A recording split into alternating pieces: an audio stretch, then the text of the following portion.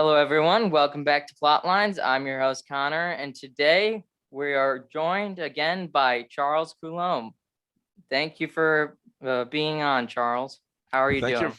Great. Thank you for having me, Connor. Good to be here. Word from our affiliate, Bishop Sheen Rosaries. You've probably worn through the chain of your cheap plastic rosary. Other rosaries simply can't stand up to the wear and tear of everyday life. Bishop Sheen rosaries are made of solid metal beads and paracord to withstand any condition and are backed with a lifetime warranty. Upgrade your rosary to a Bishop Sheen rosary made to fit your lifestyle or buy one for a friend.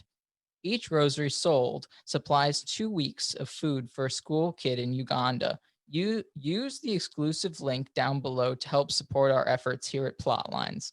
The link will take you to sheenrosaries.com. Be sure to use the code Plotlines10. Today we're going to talk about your book, The Pope's Legion. I think it's been a number of years since it came out. Do you remember when it was published? 2009. Yeah. So it's becoming a teenager. Yes, some of your books are older than I am. Actually, probably a number of them are, which is impressive. Well, it makes you feel old, but there you are. If anything, it'd make you feel old. It does, but it's all right. I don't mind. I was young when I started writing, and now I'm entering old age, and I'm still writing, thank God. So, as long as the mind is still functioning and I can still express myself, I'll keep doing it. Yeah.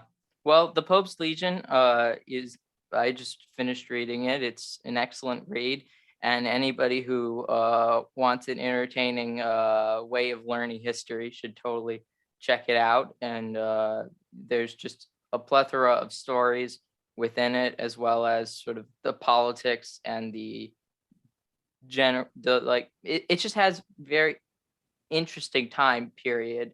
I never really considered it like the time period previously until I really got into my Catholicism.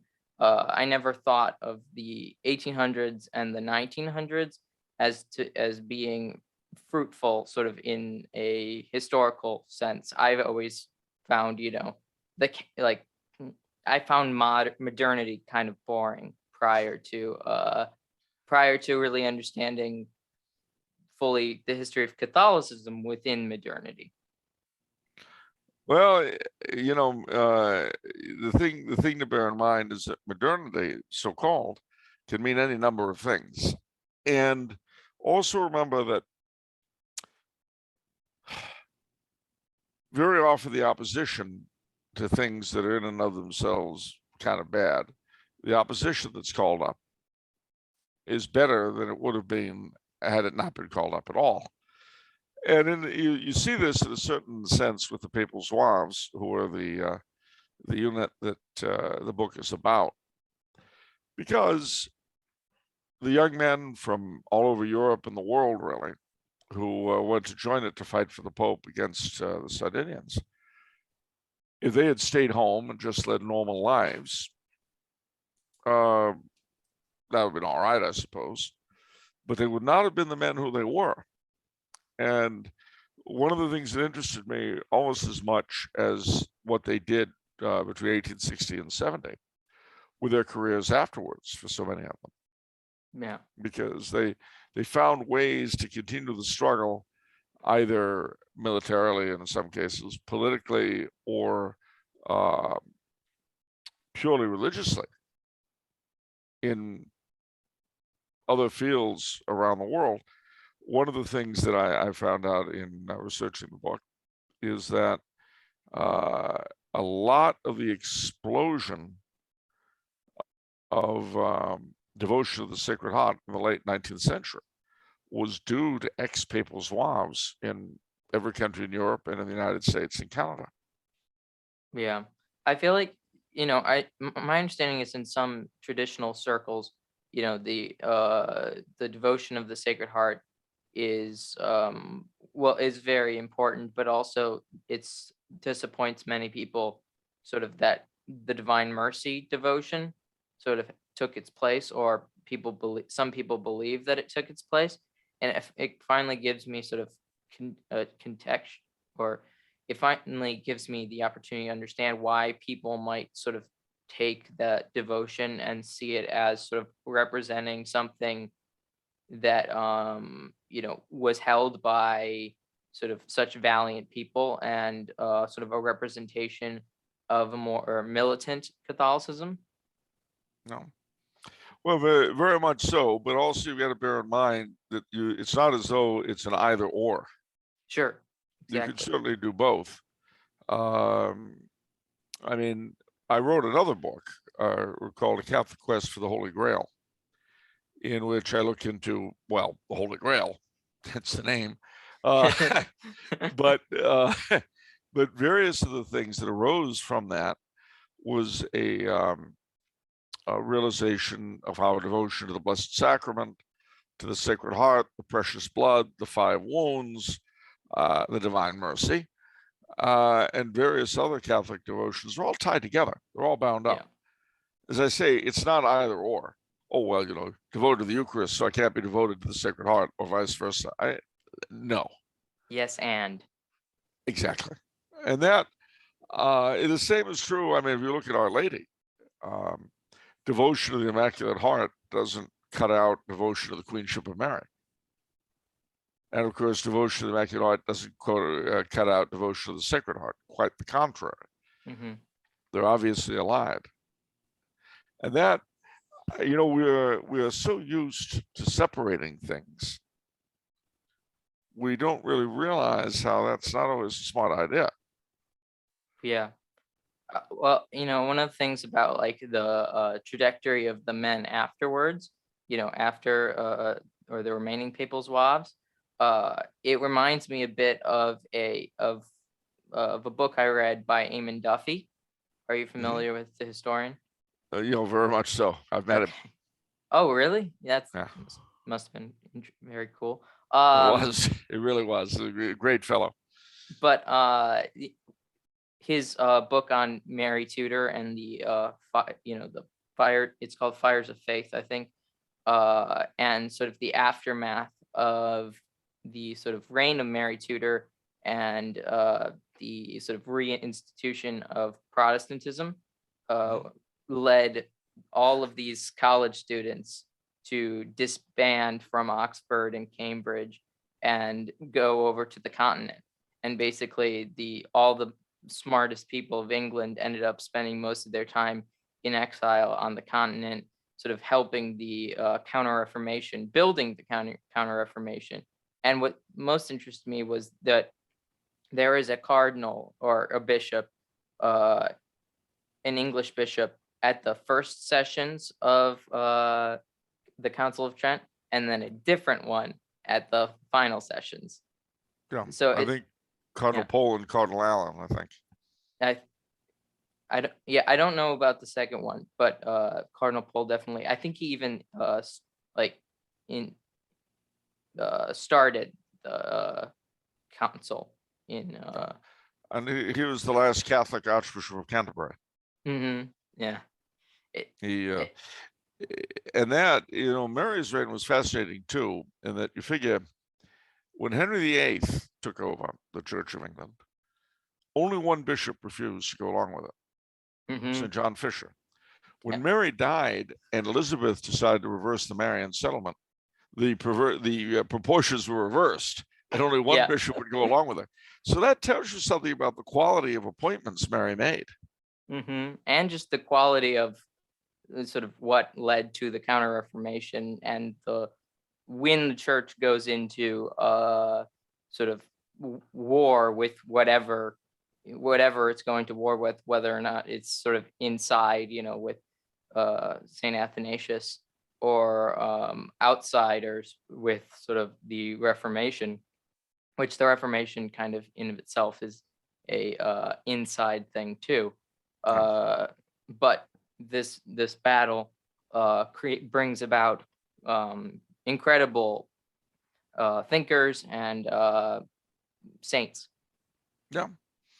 It does, and this is my point as regards the Zouaves. Mhm. These struggles bring forth people who, in easier times, wouldn't have gone that route. And who's to say what would become of them? I mean, I can tell you that had I been born in a time when the church was, shall we say, normal, sane, not run by morons, had I lived in such a period, I probably would have just been a garden variety comedian. That would have been interesting. No, it's I would have enjoyed going to one of those events. what I started out as, but Mhm. I can't promise that my soul would have done as well. You You know, never know. no, we don't. And that, uh, C.S. Lewis is not someone I usually drag quotations from, but he has a few really good ones. And one of them is, we are never given to know what might have been. I think isn't that sort of that's one of his big things in the Narnia series. Yep. The kids like asking questions, and he's not, and Aslan's not interested in giving answers. Nope, nope, not at all. Not at all. And at one point, if you remember Voyage of the Dawn Treader, Lucy looks at the book and she sees her friends, and it very much upsets her. And then she wishes she hadn't read it, and so on and so forth. Then she talks to Aslan about it, and that's when he says, well, yeah, you did read it. So, Yeah, there's nothing more to be done. we can't change it. So what's the point? Move Yeah. on. Yeah, pretty much. That was his advice to her. So, but she ended up going to heaven in the last battle, so it wasn't the end of the world. Yeah. Well, the last battle was the end of the world. It was the end of that world. It was the end of Narnia. But as we're assured in the last battle, the real Narnia, just like the real England, and God help us, the real United States, they're up there somewhere. All the good stuff is maintained and all the bad stuff left behind. That just makes heaven so much more exciting to think about. Oh yeah. Or at least thinking about it that way makes it very exciting to think about. Yeah, I mean, we really have no way of figuring out what it's like, but there are intimations. The yearning that we have for something, Mhm. nostalgia. Have you ever been in a position where you're hungry for something, but you don't quite know what it is? You go to the kitchen, you're looking at the stuff, you're like, no, it's not that. No, it's not that either. You don't know what it is. Well, that's kind of what our yearning for heaven is like. That's how I feel about books. I just look at the number of books that I'm trying to read, but for whatever reason, the one that I'm yearning for is not the one that I pick up, or I just don't know what I want. No, and then if you do get one you think you want, it's never quite the thrill you thought it was going to be. It can be really good, but it's just not what you had in mind. But And it's true of everything. I mean, it's true of vacations. It's true, when you're on vacation, you can't wait to get home, and when you're home, you're daydreaming about vacation. yeah.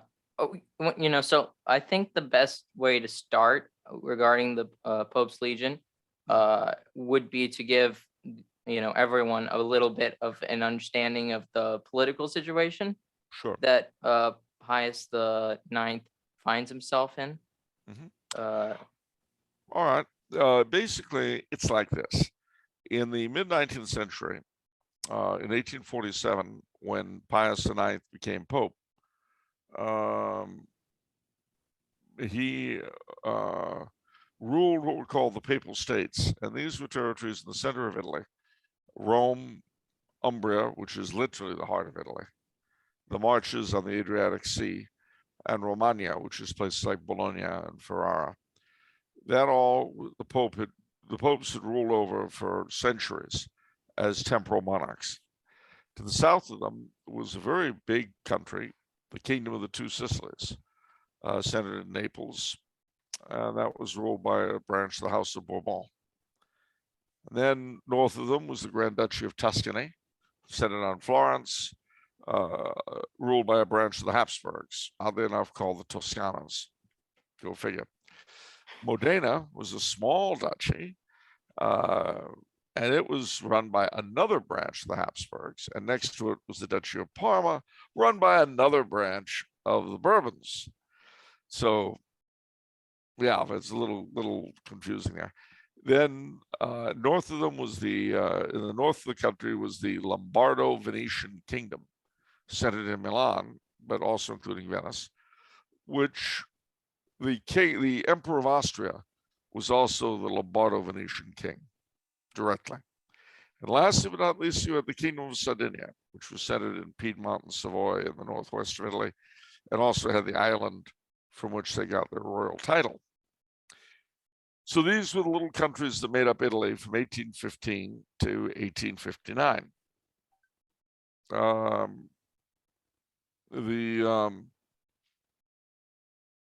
What do you call it? My mind is slipping. The Sardinian, the House of Savoy were the kings of Sardinia and later of Italy.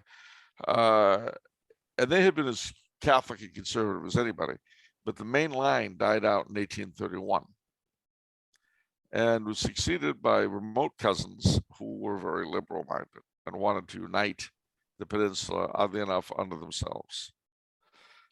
Well, They're just thinking of the people, right? they're Not just thinking of themselves. the people. Well, no, not in this case, because their prime minister, who came to power under the second one of them, Victor Emmanuel II, was a fellow called Count Cavour. Now, Cavour was a Protestant, not too many Italian Protestants. He apostatized in Geneva, great place to apostatize. And he wanted, yeah, it was good for Gibbon, the author. That's where he apostatized. But Cavour joined the British and French to turn all of Italy into a centralized in the Crimean War. Sent a couple of brigades, wasn't a big deal, state, but it did mean, and that meant for his next all the other rulers and making his Britain and France would either be neutral or to do this. He did several things. First, he was able to convince the French to declare war on the Austrians, who were the guarantors of the settlement in Italy. He jacked up the taxes like nobody's business, and he introduced conscription. France and Austria fought. France won. The other Italian states had. The Austrians surrendered Lombardy to the French in 1853 in order to get the French and the British on his side. He joined the Crimean War with the Austrians out of the picture. They invaded Tuscany, Parma, Modena, and Romagna, the papal state of Romagna, and called on the Pope to surrender his dominions, what was left of him. The Pope refused, and instead he sent out an appeal to young men all over the world to come to Rome to protect him, to fight for him. And he hired a French nobleman, General Mauricier, who'd been a hero in Algeria, to organize them. And that was the beginning of the Papal Zouaves. So for the general, he left the French army because of because Emperor Napoleon III took over. Is that why? Yes, that's exactly why. Why did he work for a republic, but was unwilling to work for the emperor? Well, because the emperor was he considered to be sort of a usurper. I mean, the republic was bad enough; they'd overthrown the king. But there's a difference between a republic and a phony monarch, in his eyes. So that was that. And of course, a lot of legitimist French came.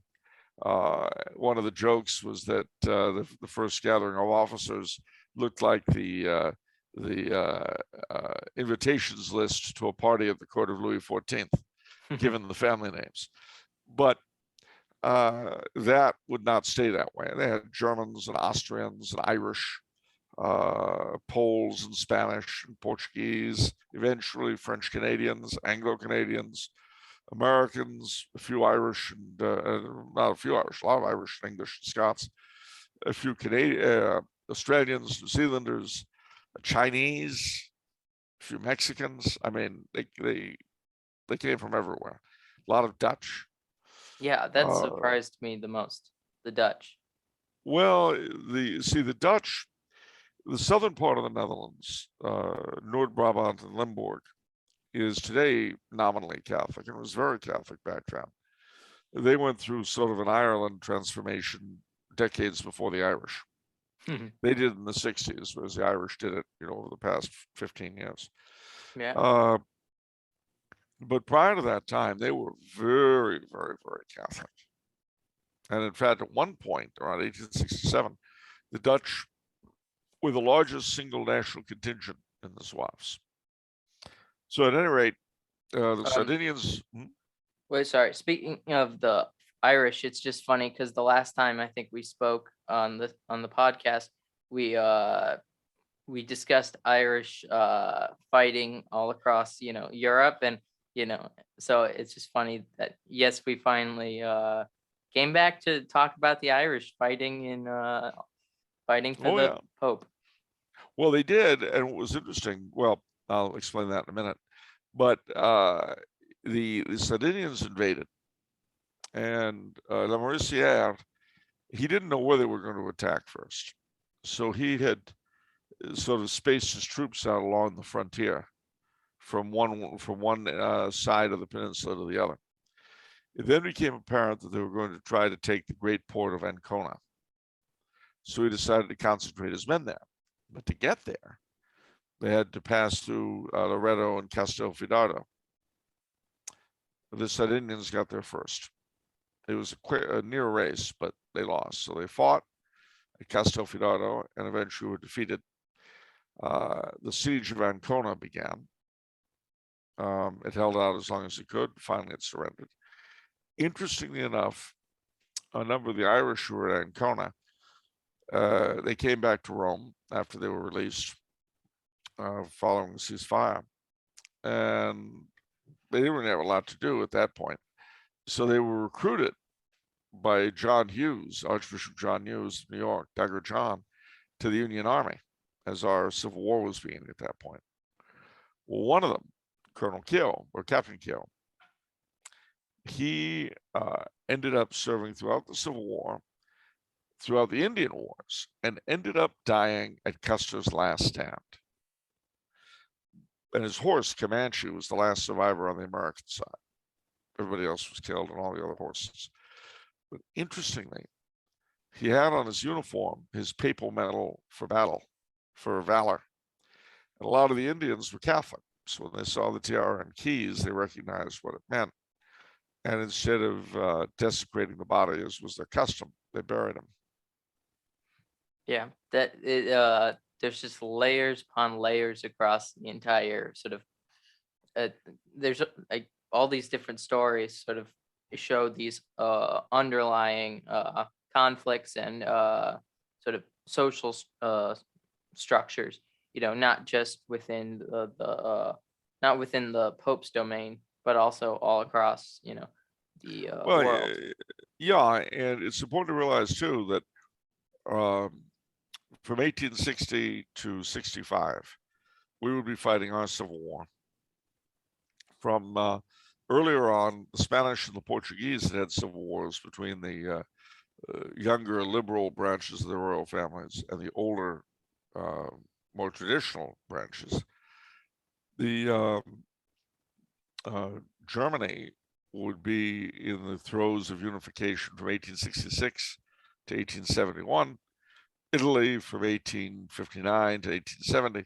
I mean, there was all these periods when the more traditional side, shall we say, was fighting less so. And people would look at the different conflicts really based upon whatever was going on with them. So in our Civil War, for instance, the Union side was backed not just by Karl Marx, but also by the Tsar for totally different reasons. Mm-hmm. And as is always the case in human history, the advocates of either side generally read themselves into the story. In other words, they supported the North or the South because they felt somehow they were connected to the North or the South.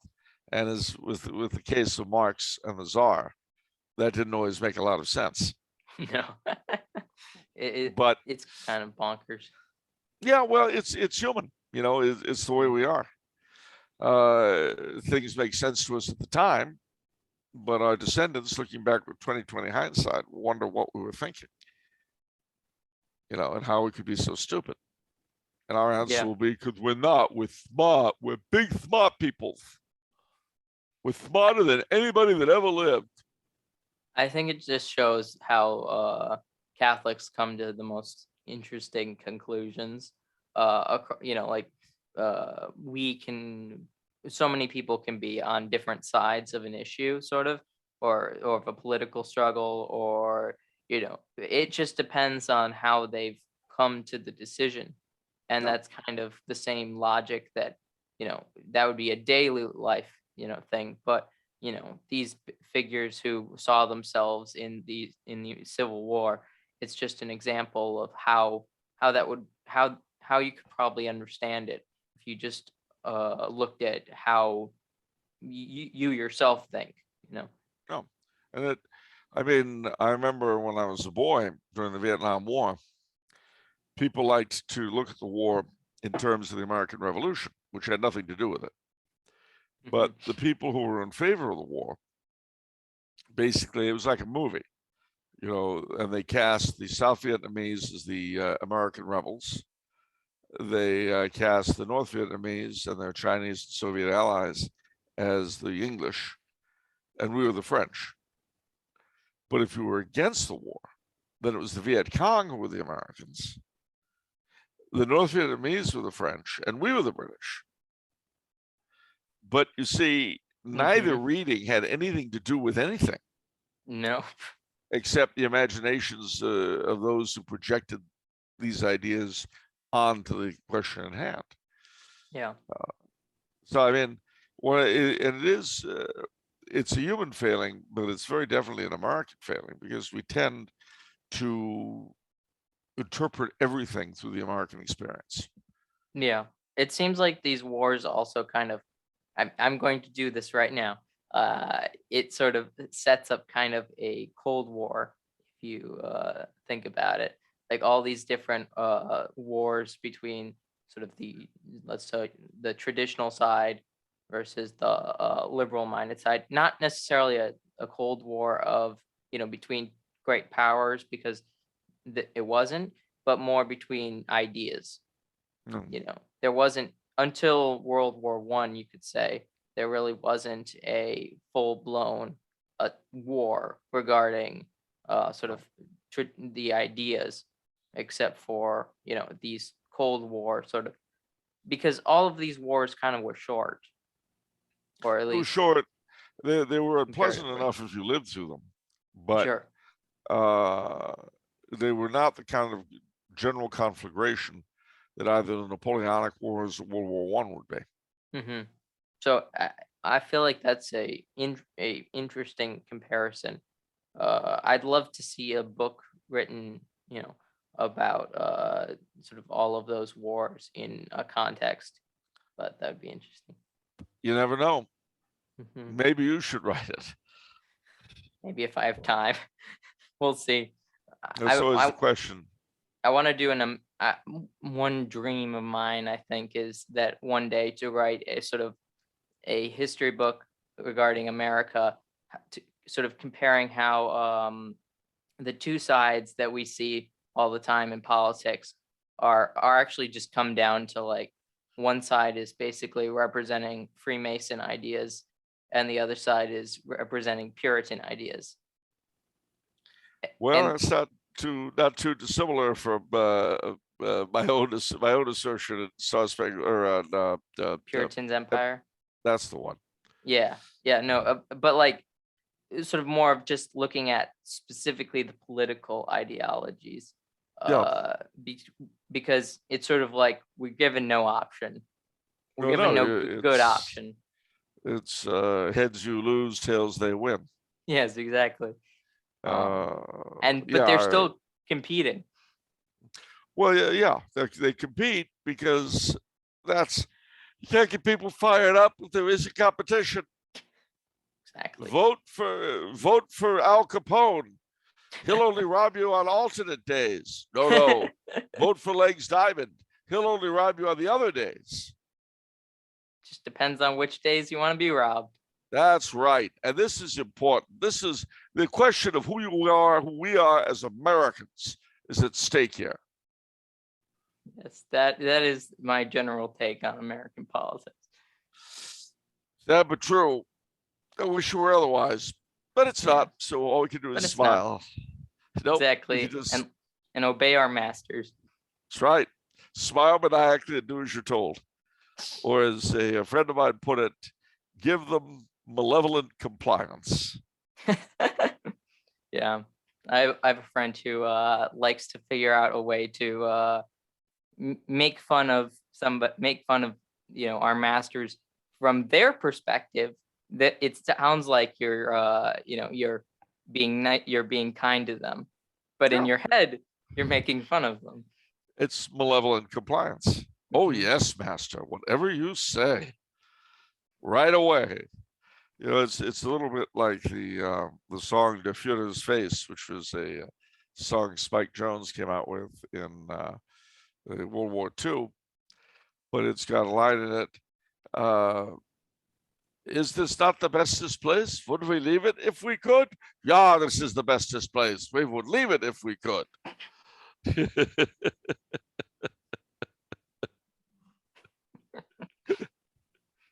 So, at any rate, so that when the Zouaves were defeated at Ancona, the Sardinians occupied everything but the territory around Rome, which the French then reinforced.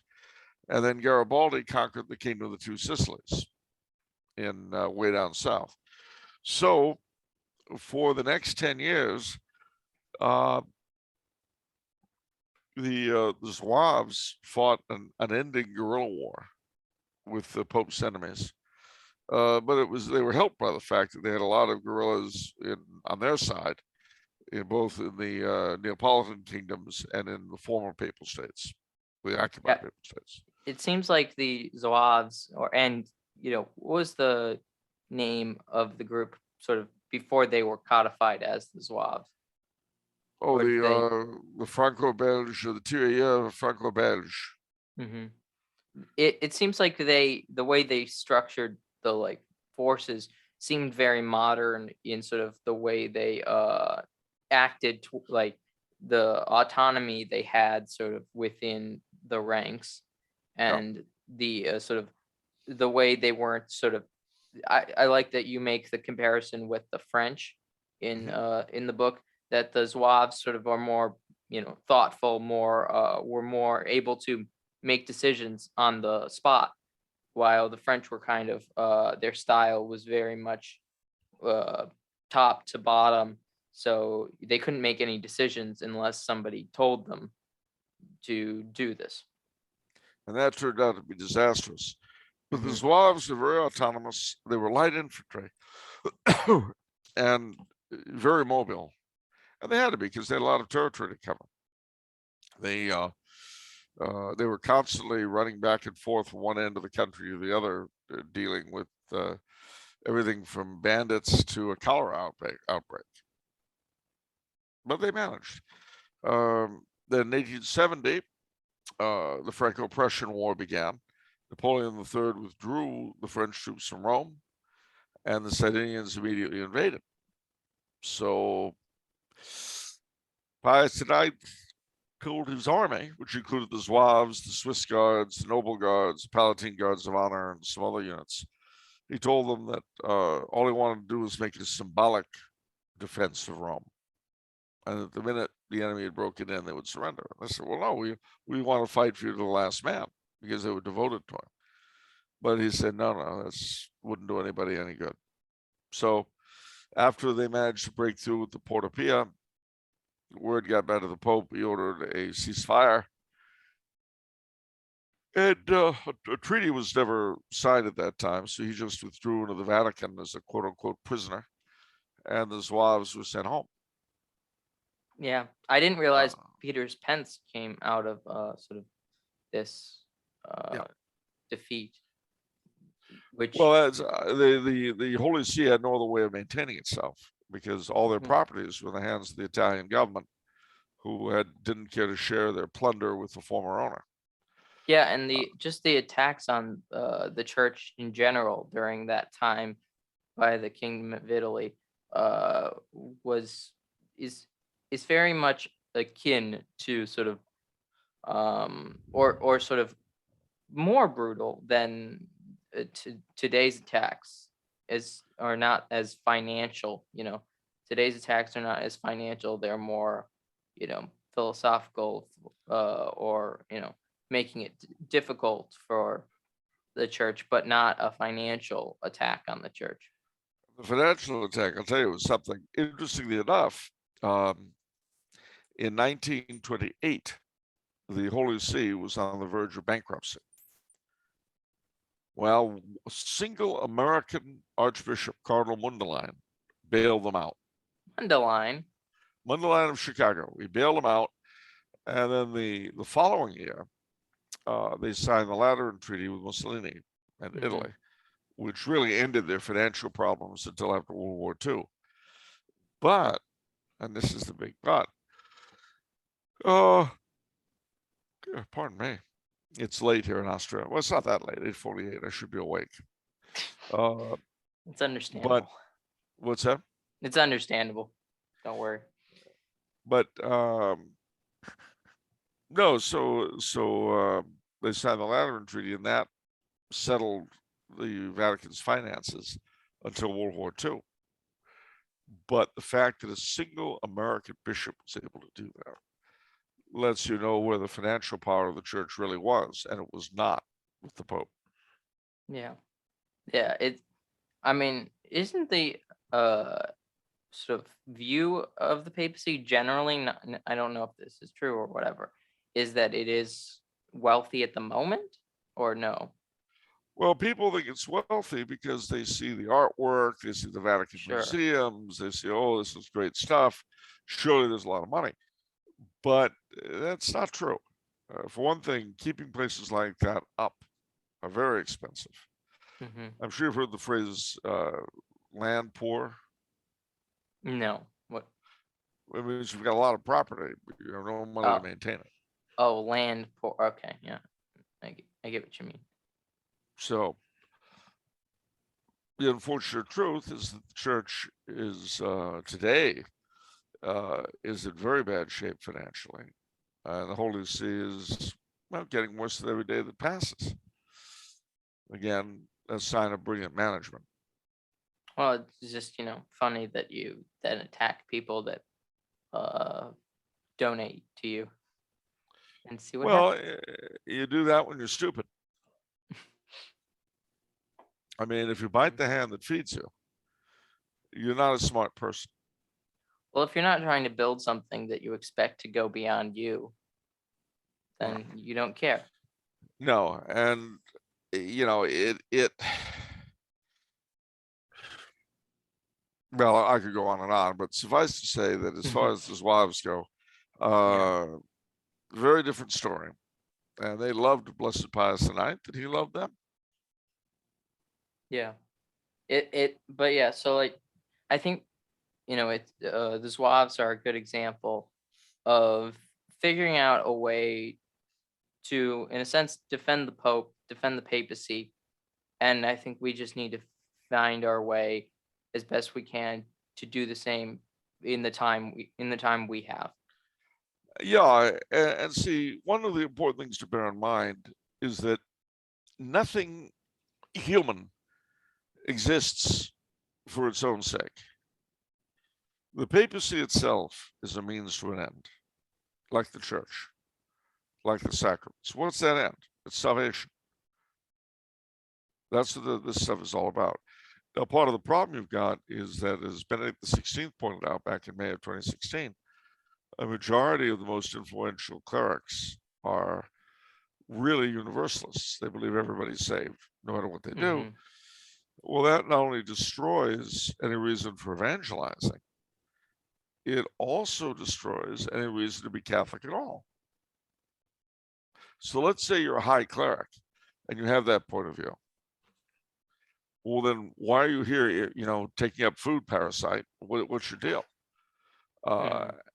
And they try to find alternatives. Social action network, with museum curators, musicians, whatever. Showman. Showing, yeah, or whatever thing they carve out for themselves. They do this in an attempt to justify their continuance. But the problem is that the church really doesn't have any reason to exist other than the salvation of souls. Now, her pursuing that goal has had all sorts of great byproducts. And I wouldn't trade a single one of those byproducts for anything. But if you make them the point, if you make them the ends instead of the means, then you are idolizing them. You're making idols out of them. Yeah. But yeah, so with the Papal Zouaves, their aftermath, the French specifically getting involved in the Franco-Prussian War, was something I did not expect, especially Well, Charette. yeah. Well, the French Zouaves, different things happened to the different national contingents when they went home. The French Zouaves went back to France after the fall of Rome in 1870, only to find themselves initially stuck in this horrible war with Prussia and its allies, which they lost. But the Zouaves were never defeated. They fought very valiantly. In Belgium, of course, you had a great number also. In the Netherlands, the Dutch government deprived the Dutch Zouaves of their citizenship, and King William III directly intervened to put it back. That's So, good.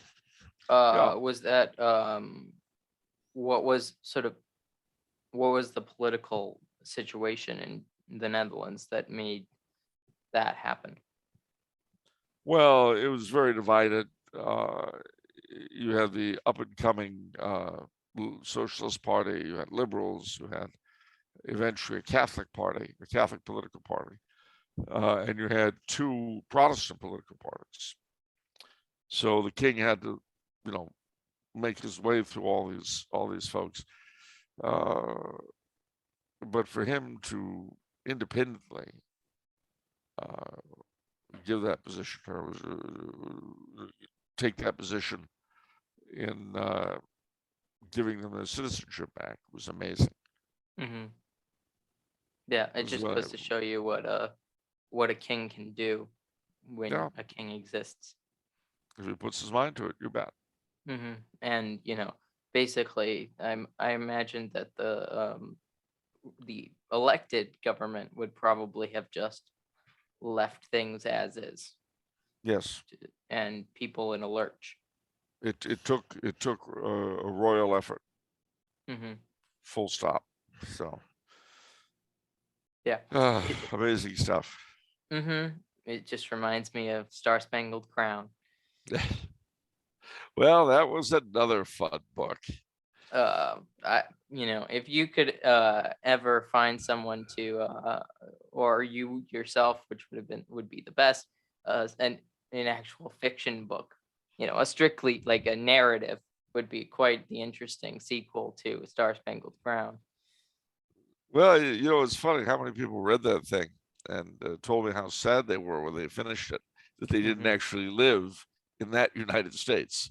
Well, exactly. Yeah, that is that's the most sad part. It's like when Tolkien was told, that the biggest complaint about his book is that it ends, of Lord of the Rings, that it ends. Yeah, which is, it's problematic. And I was glad when people began telling me that. The fun part of doing Star Spangled Crown was that I worked into it all sorts of things that have happened in different monarchies at different times. But it's sort of, they haven't just happened once; they've happened a lot because they're Sure. motifs that are endemic to monarchy. I mean, isn't that in a sense? I mean, you wrote it sort of from the perspective of a historian, Yeah, but that is kind of how fiction writers work anyways. I yeah, mean, you can't have fiction writers without other fiction that has come previously for people to work off of and use. it's very true. And of course, I made a point. Well, I'll give you an example. There's a scene in the book where, uh, as by this time the United States are at war in the Philippines and Liberia, Hmm. because the king has come to the conclusion that since their screwed up state is our doing, it was up to us to fix them, which is what he does. But his youngest son is killed in Liberia at the same time that our author narrator's favorite cousin dies in the Philippines. So the White House is now the royal palace, Hmm. and they bring the body of the young prince home. Uh, and the narrator joins the crowd outside the palace, and the king and the royal family come out on the terrace. And they serenade him with "It was all for our rightful king," because of course, due to the fiction, as it were, Hmm. that allows this new royal family to become the kings of America is their Jacobite claim, and Yeah, also their descent from the French and Spanish Bourbon. So a little bit of this, a little bit of that. yeah, kind of like America itself. Well, Yeah, true. the problem I've always had when people ask me, well, what kind of a what kind of a monarchy would you have for America? Well, and it's a good question because the truth is, sorry, A good one. well, one hopes, but you can't just pull that out of the air. I know. So the easy, obvious answer for a lot of people is, well, just become a dominion like Canada. Yeah. Well, the problem with that is that the English monarchical tradition really only covers the eastern third of the states. The Plus rest, usurpers. a whole other issue. But and mind you, I speak as a Jacobite, but the problem you face is that if you tried to change the dynasty today in Britain, you wouldn't have the Wittelsbachs on the British throne. You'd have a Republic of England. Oh, sure. Yeah. I mean, So, whether something's better or not, at the moment is not up to me. but who knows? The Jacobite claims are eventually going to be inherited by the Princess of Liechtenstein. Who knows what they'll do with them, if anything? But the thing is that I didn't really want to go that route, and so the question was, how do you create an American monarchy? Well, of course, the other great paradox about our country is that it does have monarchical roots. It really does, Hmm. but they're diverse. So an American monarchy would have to somehow incorporate all of that diversity into its own ethos. And so that was the challenge I was faced with, and tried to repair as well as I could. But at any rate, when I was writing the scene I referred to, I got teary-eyed over something that had never happened in an America that had never existed. Uh, That's what but happens when you write fiction, isn't it? yeah, but what was funny too was that the scene, though, has been played out many times around the world. The bringing home to a reigning family of a prince killed in combat.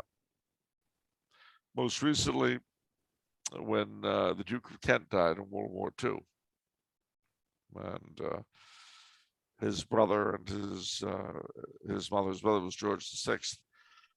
His sister-in-law and his mother, Queen Mary, they had to receive the body, and it was very tearful.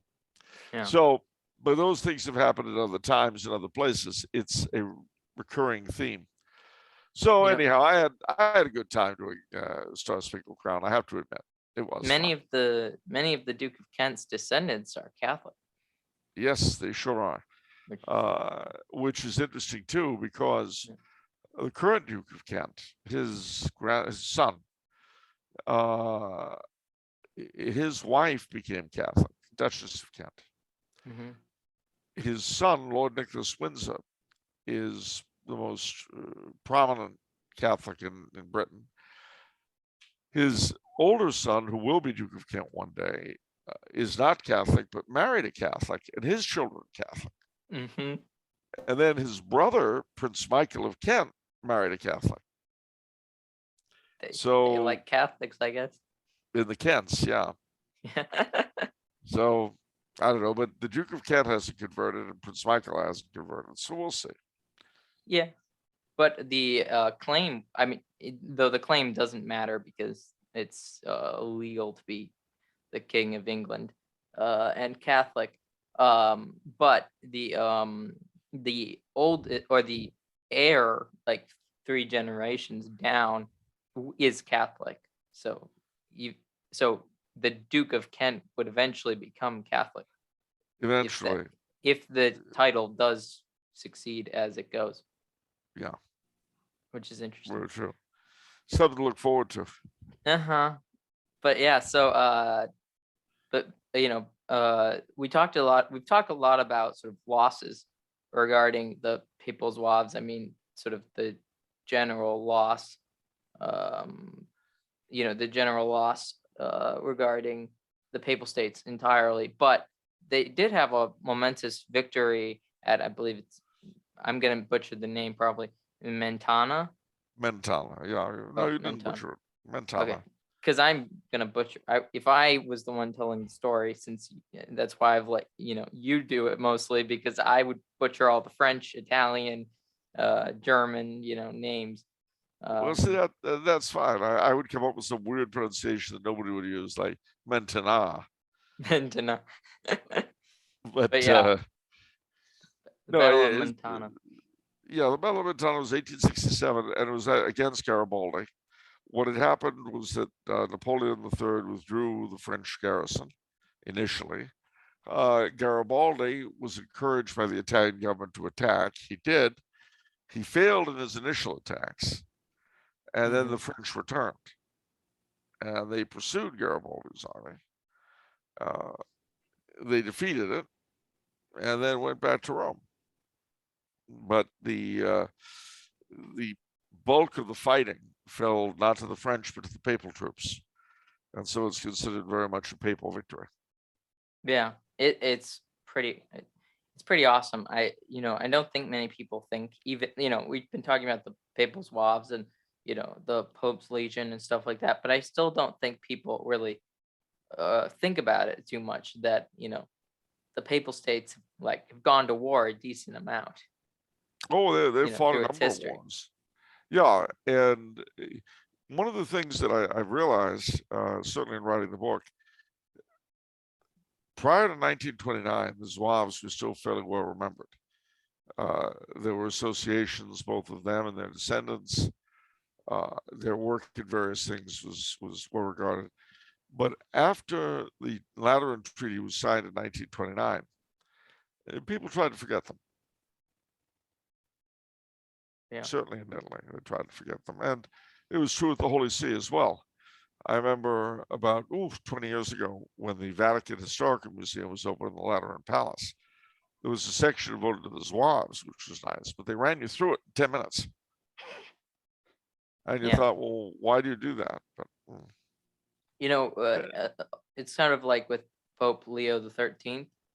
It always seems like people or the leaders that remain, people that remain in some sort of control, have sort of at least have the feeling that they need to work within the space that they are given.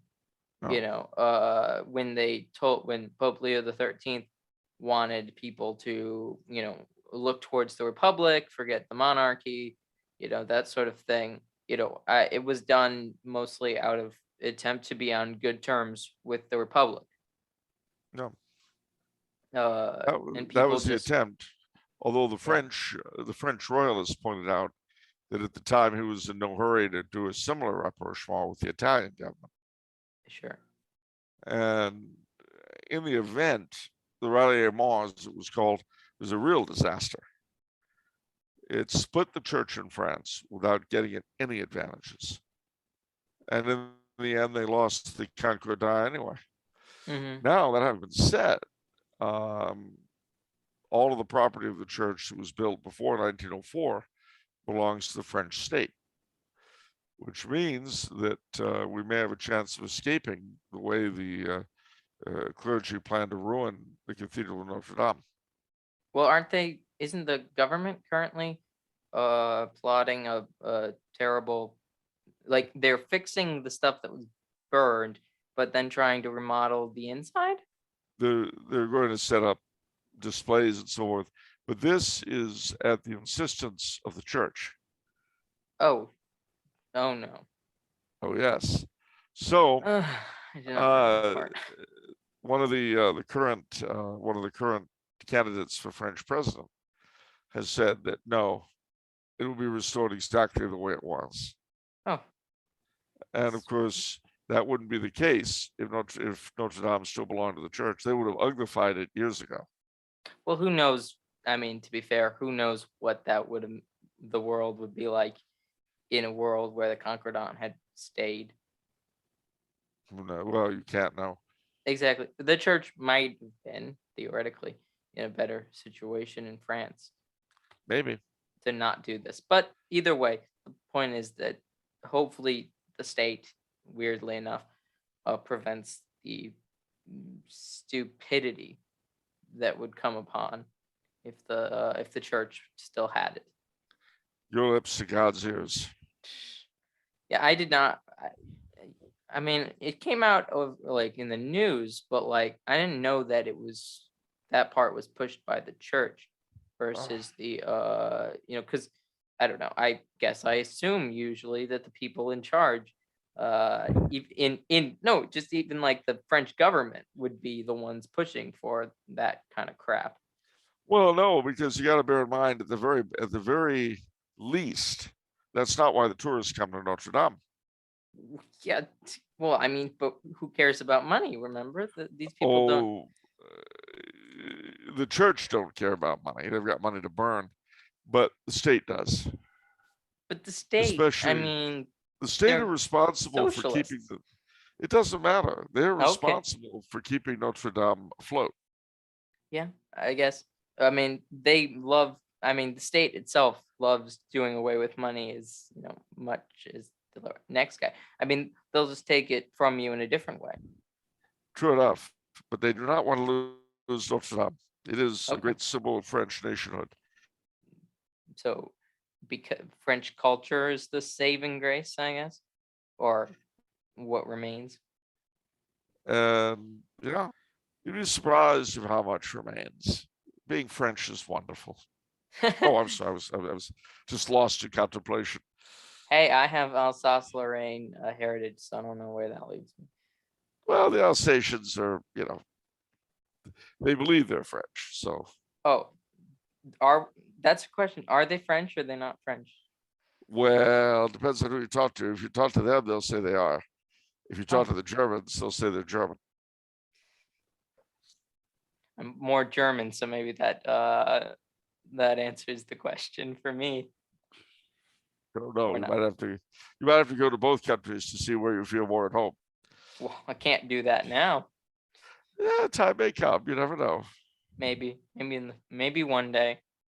But Can only yeah. hope. But yeah. So would you talk about sort of some of the like individuals of like the nobility that fought for the Papal Zouaves or fought in the Pope's Legion? Sure. The second command for a big part of their history was a man called Charette de la Contrie.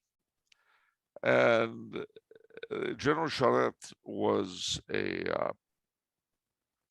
descendant of a very famous leader in the Vendée, also called Charette.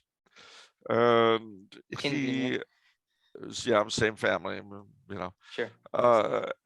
And Charette, he led the Zouaves after they were disbanded in Italy.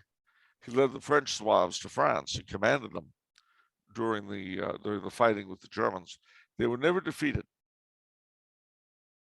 When they withdrew, when they were retreated, it was always on orders, but they were never defeated, unlike a lot of the French army.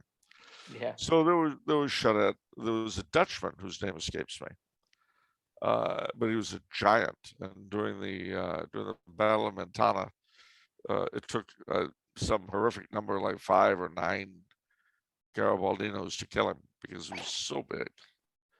Wow.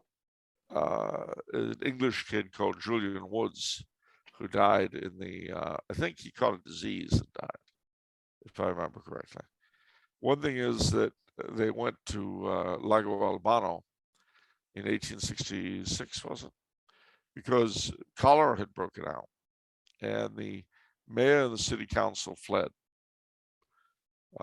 Among the guests was the exiled Queen Mother of the Two Sicilies and the young king, who's up for canonization, Francesco II, and some other members of the Neapolitan royal family.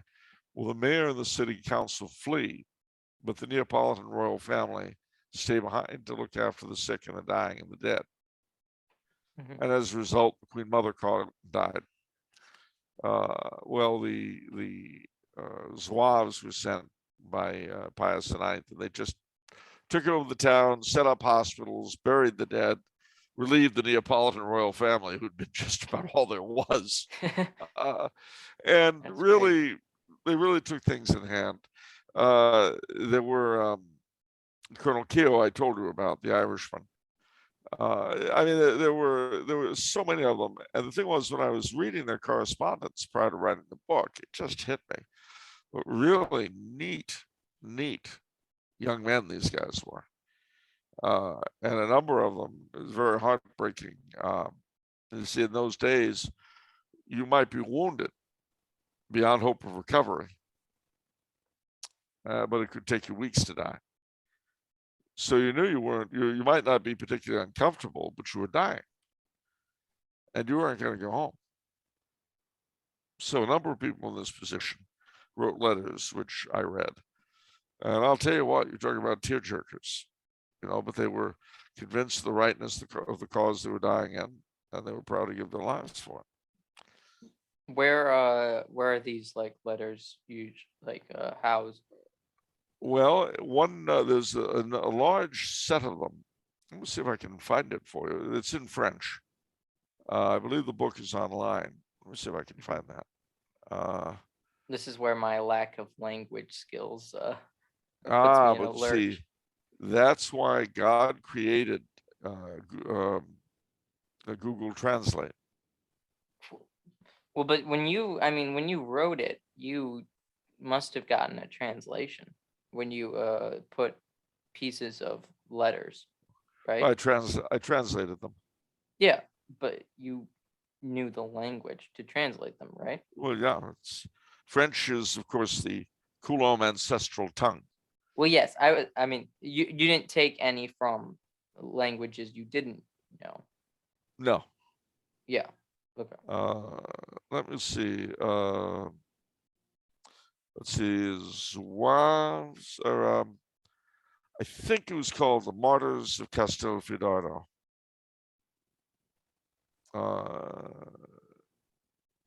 Martyrs. Let me see if I'm spelling it right. Martyrs Castelfidardo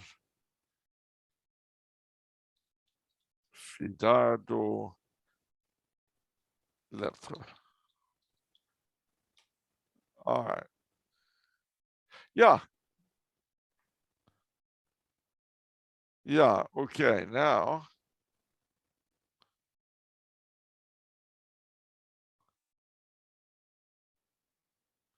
let me see. I believe this. Yeah, this is the book. What do you know? So, if you want to put that link in the chat, I could see. Yeah, I will do that. And as I say, my suggestion to all and sundry is that they use they put it into text, and then put it into text, and then Google Translate. yeah. I mean, it's not perfect, but Sure. it's a lot better than nothing. And the French version of Google Translate isn't bad at all. I That's mean, good. it's not perfect, but it's not bad. Mm-hmm. So there you go. You see, isn't that great? I feel good about Mhm. myself. Good. I'm glad. There was an English lord, wasn't there? There's Involved. several. Or There were okay. several. There were several. There was a Scotsman whose name escapes me that recruited a bunch in Glasgow of Scots. There was the brother of the heir, the Carlist heir to the Spanish throne. There was the grandson of Emperor Iturbide of Mexico, who had been adopted by Maximilian. I mean, there were amazing people. And when you went into the Zouaves, it was completely equal socially. Yeah, start out as a private. Yep. It didn't matter if you were a nobleman or a peasant or whatever you were. You had to come with a letter of recommendation from your parish priest. Speaking to your being a practicing Catholic, because they're the only ones they'd allow in. It was an amazing outfit. Speaking of that, I forgot the Dutch Protestants that wanted to join. Yeah.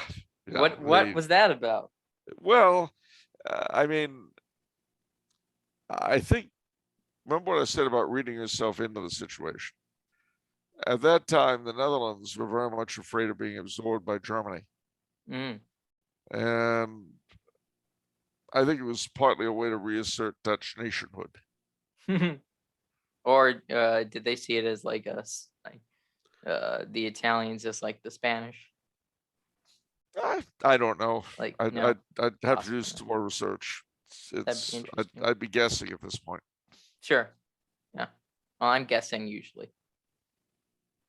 Have you considered a job in government? I'm only guessing until I'm not. Well, all right. Yeah, so sorry. That's just my natural or situation. And I think most people are that's their natural situation too. But wisely so. Wisely so. Mm-hmm. But yeah. So is there anything else specifically you'd like to emphasize about the book or any of the members? Yeah, I have to say that there had not been a real general account of them in English, with the exception of a book about the Zouaves that came from Ireland back in the 1920s. There had not really been a comprehensive book about the Zouaves in English since the 19th century. And I really felt very much as I was writing them, especially when I quoted the letters, that I was giving a voice to those who have been voiceless. If there's anything we need today for young people, especially young Catholic people, it is definitely good role models. My last book, of course, was on Blessed Emperor Karl, who's a tremendous role model, but so too are the Papal Zouaves. And I would recommend both books, frankly, for anyone who really wants to see how Catholics should behave in the stress and stir and strain of history. Yeah, I do in which see. we all live. I do see most of your books, and just your general role is sort of affecting the younger generations. I feel like most Catholic men don't really know where to go for examples, and even just looking to general saints, it's not as clear in the context we live in to look at, Saint Athanasius, for example, or like Saint Benedict, and just kind of be like, do that. Well, I mean, it is a problem, and I've always believed that, given the fact, and mind you, I picked this up from my dad, so it's not like it's original to me, but I've always believed that given the fact that you young people are actually our future, In all likelihood, you're going to be around decades after I snuff it. Probably it would be a smart use of my time to try to do something to make your lives easier. Much Now I know what you're thinking. You know, you're getting toward the end of it yourself, old man. Why don't you just have a good time and tell us to go jump? And it is tempting. It is tempting, but not very tempting.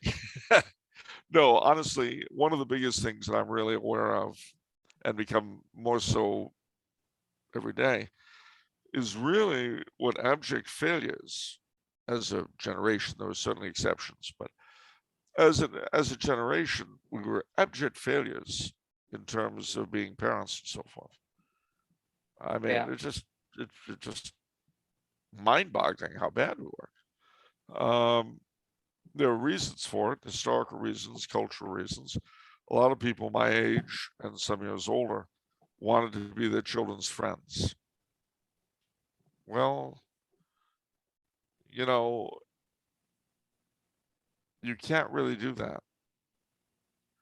My father was my best friend, but he was my father first. And it was a relationship unlike any I ever had with friends. At the end of the day, he was my father, and whether I thought he was right or wrong, whether I agreed with him or not, I respected him. And I had to toe the line. But for his part, it was always obvious that his sons were the most important thing in the world to him. And that is a big problem today. I mean, my father put a lot of thought into raising my brother and me. I mean, really a lot of conscious thought, how he was going to do this and such and that and this, the way most people do for their jobs or whatever. And you really have to bring, I believe, that kind of purposefulness to being a father or to being a mother for that matter. It can't just be, oh, well, I've got these little Lieblings running around. I guess I'll keep them fed and clothed until they're out of the house. What's that? I mean, that you might as well be raising hamsters, for all the good it's doing them. So that being the case, and because I was blessed with 10 nephews and nieces, which I can assure you kept me keyed in to the way things were going in the world around me. One of the big interests in my life as I've gotten older has been trying to do this sort of thing. It's what my podcast is all about, really. When he gave me 10 nephews and nieces, my brother turned me into everyone's uncle. It's just Yes. The Catholic uncle. Well, it becomes, honestly, it becomes kind of a, when you've got that many kids running around and you're used to seeing, bearing in mind they're all terribly different from each other. I mean, that's one of the things that children will always, when there are a lot of them, and there you've got the two parents, and you can see that, yeah, there are elements of both of them in each of them, but they're also different from each other. And they have to be dealt with differently. The stupidest thing in the world you can ever do is try to treat kids like a cookie cutter, because every one of them is an individual, and you've got to look at that kid. You've got to look at his or her strengths, their weaknesses, and try to help them build up their strengths and either overcome or compensate for their weaknesses. And you've got to do it very, very intentionally. Well, you get into that habit, though, and it becomes automatic. So, I mean, if I'm walking along and I see a teenager, guy or gal in tears, I've got to keep myself from going up and asking, "Are you all right? Is everything okay?" Because it really isn't my business. But my first impulse is always that, and it comes of having gone through 10 of them, plus their friends, plus younger cousins, plus godchildren. It never ends. And I'm glad because, why else am I here? I mean, that's the other point we tend to forget. We're not here simply to please ourselves, although that's what we're told we're here for. We're here to do the best we can with what we've received, to, in a sense, make what we've received worthwhile by virtue of living up to it, and then by passing on the best of what we were given, plus Yeah. whatever we can add to it. That's what we're here for. And that's what you look at the Zouaves, you look at Emperor Carr, you look at a lot of other characters around today, and that's what they did. And that's their legacy to us today. You may say, well, Francis isn't Pius IX. No, you're right, he's not. He's, in his way, he's as lethal as Cavour, in my humble estimation. But that doesn't change the essential nature of his office. We've had evil popes in history. That hasn't made the papacy any less the papacy, or a pope any less infallible. When you've got an evil pope, you've got an evil pope. And that means defending the office sometimes despite the occupant. Yeah. There's a famous, what's that? Yes, I was agreeing. There's a famous story when Emperor Ferdinand II, who was the Holy Roman Emperor during the first part of the 30 Years' War, he got the word that Pope Urban VIII had allied with the King of Sweden against him, the Protestant King of Sweden. And Ferdinand's response was, I will be the champion of the church despite the Pope. Yeah. And that, of course, God knows, often enough it worked out the other way. We had a good Pope and a bad emperor. Sometimes people were really lucky and they had a good Pope and a good emperor. And sometimes they were really not very good. They had a bad Pope and a bad emperor. So, it's important to remember, too, that the historical background that we find ourselves in is just that. It's the background against which we have to work out our salvation in fear and trembling. And that the specifics change, but the principles don't. I have no doubt that we shall one day have a pope who does not have Francis's features. But there'll be other problems, probably external ones. I mean, it's just the nature of the church. I wrote a history of the popes. Yeah, I And saw after, that. I haven't read it, but I one day. And well, interesting enough, it says, or on the back of the Pope's Legion, it says that you're commended by John Paul II for yes, your writing of the Vicars of Christ, which is the book. yes, Uh, he was quite kind. did you? Was that like personal, or was that? It was a letter. Oh, it was a letter. Okay, I'm just kind of amazed that he knew. I guess I don't know. Well, to be fair, I did give it to somebody I thought would give it to him. Oh, okay. So, it's not like that happened by magic, but it was a very very kind thing. And but the thing I realized in writing it is how you go from papacy to papacy, you read end to end. It's like going from one catastrophe to another. With incredible variety. You wouldn't believe the kinds of ways the church has had difficulties. Just so, and of course, usually they're one of a kind. Well, we've never had this happen before. You're right, and it probably won't happen again that way, but it's happened this way now. So I'm not. I mean, one of the things you've got to bear in mind about the Holy Father is that he comes of a generation who were completely about themselves. They're very narcissistic, and when it wouldn't matter if it was Pope or city councilman, when they're in power, they're always about themselves rather than the office. They like to downgrade the symbols of the given office, whatever it is, so they can be more authentic. more themselves. So if I were one such and I were your city councilman, I would say, Connor, being your city councilman is the fulfillment, really, for me of a lifelong pilgrimage.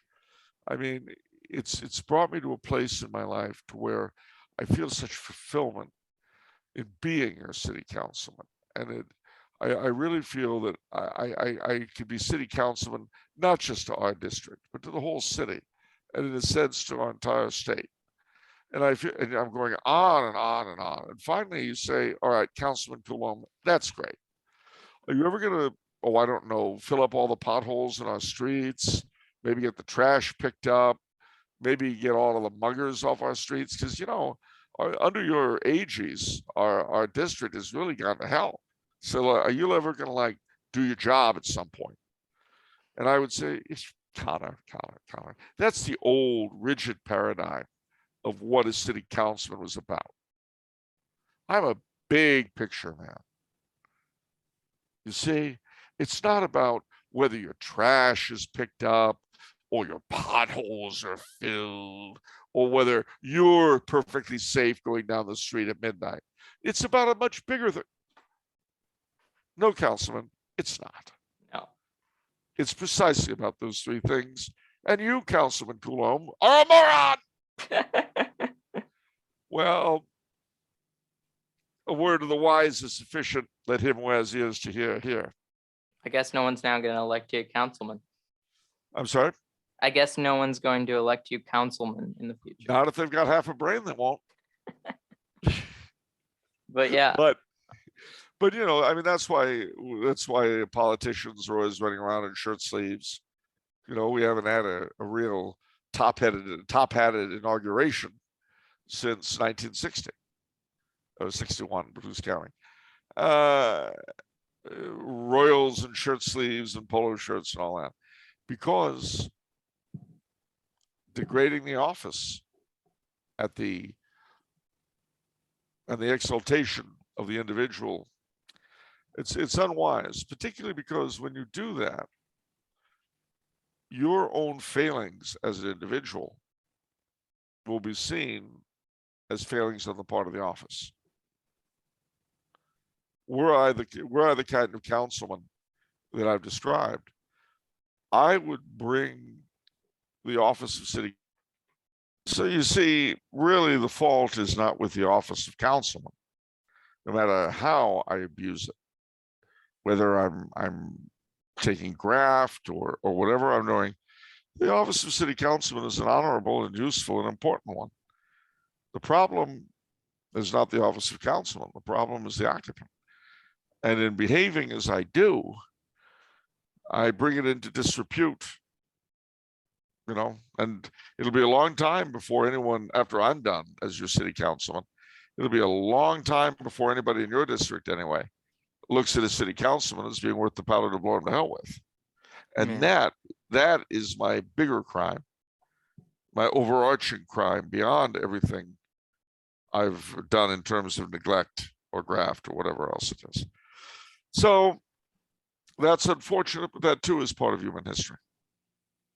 Yeah, true. And, I think that sums everything up regarding the Pope. And, everyone needs to just, pray for the Holy Father, take heart, do what you can at a local level to help your own, parishes.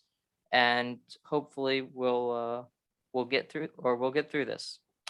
We will. I don't know in what shape, but we'll get through it. I mean, don't forget, if nothing else, you and your confreres are very likely to outlast me. You're certainly going to outlast him. Mm-hmm. May he be promoted. Well, I'll tell you, I could never bring myself to pray for his demise. That would be a terrible thing. No, but I do pray that Benedict lived to see his successor. True. And when I say promoted, I mean that may he get to heaven. Ah, yes.